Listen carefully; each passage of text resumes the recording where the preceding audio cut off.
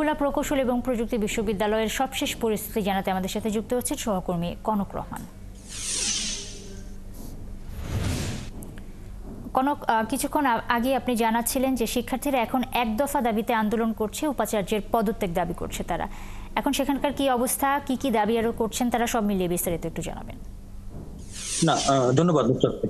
কথা হচ্ছে দফা এক, দাবি এক, উপাচার্যের পদত্যাগ। এই হচ্ছে বর্তমান শিক্ষার্থীদের স্লোগান এবং এটাই তাদের দাবি। আমি আছি অমর 21 হলের সামনে। এই হল সহ এই প্রকৌশল এবং প্রযুক্তি বিশ্ববিদ্যালয়ে মোট 7টি হল, তার মধ্যে একটি হল ছাত্রীদের আর 6টি হল ছাত্রদের। এই 6টি হলের তালাবদ্ধ ছিল। এই তালা ভেঙে 2টো থেকে 2:15 ভিতরে তারা হলে প্রবেশ করেছে এবং বর্তমানে 6টি হলেই শিক্ষার্থীরা তাদের দখলে রেখে দিয়েছে। এই হচ্ছে অবস্থা।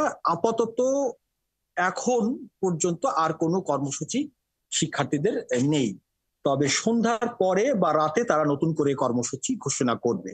আর যেটা কথাটা আমি একটু আগে বললাম যে দফা এক, দাবি এক, উপাচার্য পদত্যাগ, সেই দাবিতে তারা এখনো পর্যন্ত অনড় রয়েছে। এর আগে দুপুর 1টার দিকে শিক্ষার্থীরা তারা একত্রিত হয়ে যখন এই দাবি তোলে, সেই দাবি তোলার সাথে সাথে তারা বলেছে নতুন করে উপাচার্য নিয়োগ দিতে হবে এবং নতুন উপাচার্যের মাধ্যমে আরেকটি তদন্ত কমিটি গঠন হবে। সেই তদন্ত কমিটি আসলে গত 18ই ফেব্রুয়ারি যে অনাকাঙ্ক্ষিত বা অনভিপ্রেত ঘটনা ঘটেছে, সংঘর্ষের ঘটনা ঘটেছে, সেই ঘটনার সুষ্ঠু তদন্ত করতে হবে।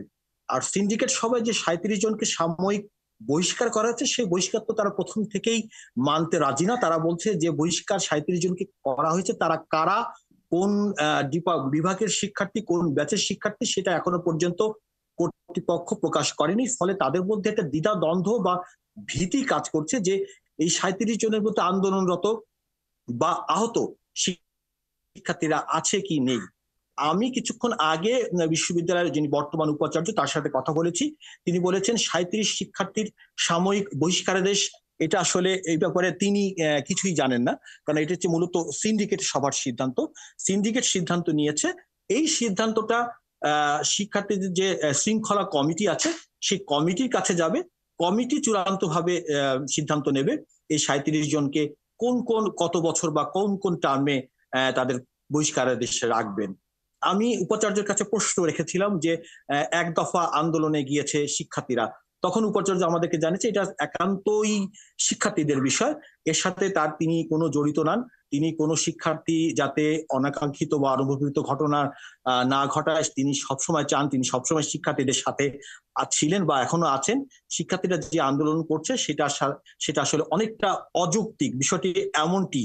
এবং তিনি বলছেন যে তালা ভেঙে ভিতরে প্রবেশ করেছে শিক্ষার্থীরা, এটি আসলে কোনোভাবেই কাম্য ছিল না, কেননা সিন্ডিকেটের সভায়। অনেক ধন্যবাদ কনক রহমান আপনাকে। দর্শক, খুলনা প্রকৌশল ও প্রযুক্তি বিশ্ববিদ্যালয় থেকে যুক্ত হয়েছিলেন সহকর্মী কনক রহমান।